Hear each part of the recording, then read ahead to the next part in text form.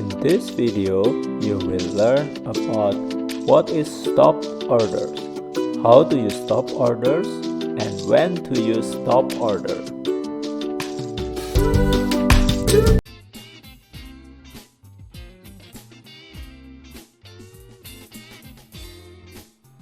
To place a stop order, you will do it the same way that you do regular orders. Go ahead and click New Order, and the information box will pop up, and you'll decide which symbol you would like to use, and of course your volume. However, in the type, you will come down and select Pending Order.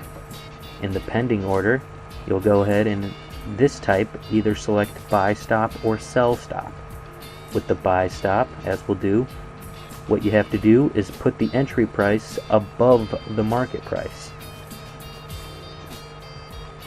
Now, as we have placed that, then once it's ready,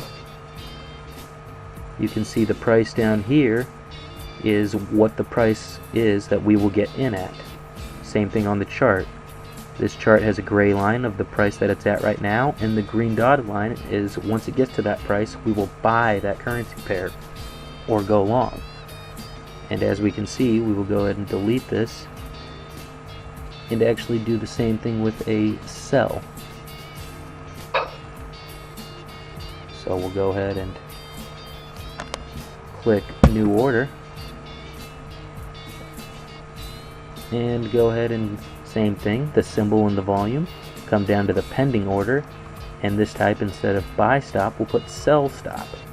And for this, we'll have to place the entry below the market price. Go ahead and hit place, and there we go. As we can see, the gray line is right there, and the green dotted line is where we will get in if it drops to that price, and we will actually be short. We will sell that stock.